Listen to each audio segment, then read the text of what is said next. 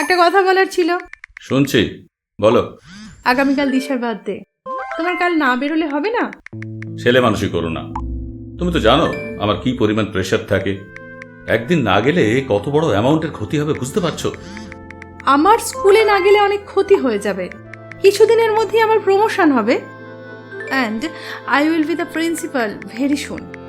আমি এখন ছুটি নিতে পারবো না, কিন্তু তুমি তো নিজের বিজনেস সামলাও, তোমার ছুটি নিতে প্রবলেম কোথায়?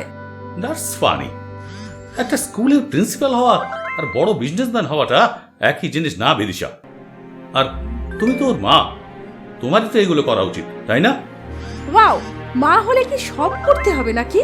আর তুমি তো অলওয়েজ মোবাইলে ডুবে থাকো দেখি। যা জানো না তা নিয়ে কথা বলতে যেও না। আমার অনেক ক্লায়েন্টস আছে, তাদের সাথে কথা বলতে হয়।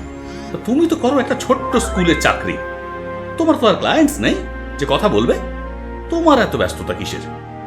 আমার একটা নিজস্ব জগৎ আছে, সেই সময়টা আমি নষ্ট করতে পারবো না, সরি। যদি নতুন জন্ম পাই তবে একটা মোবাইল হতে চাই।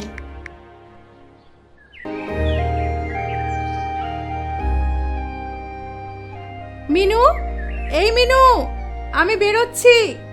তোর দাদাকে খাবারটা দিয়ে দিস, আর দিশার জন্য কিছু বানিয়ে দিস। আচ্ছা ডিয়ার, আমি আসি। ফেরার পথে তোমার জন্য কেক আর গিফট আনবো, কেমন? আচ্ছা দিদিমণি।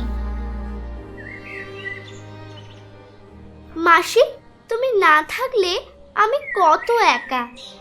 তুমি ছাড়া আমার বার্থডেটাও ঠিকভাবে হতো না। আমাকে কত কি বানিয়ে খাওয়াও। তুমি কি করে এত টাইম পাও মাসি? বারে, তুমি যে আমার ছোট্ট দিদিমণি, সেই জন্মের পর থেকেই যে আমি তোমার সঙ্গে আছি। তুমি কি ভালোবাসো আমি যদি না বুঝি তবে কে বুঝবে শুনি? মাসি, আমার মাম্মা পাপাই কি এই পৃথিবীতে সব থেকে ব্যস্ত মানুষ? তাদের কি আমার জন্য কোনো সময় নেই? একটুও ভালোবাসে না আমায়। ওই রকম বলে না দিদিমণি, ওরাই যে তোমার সব।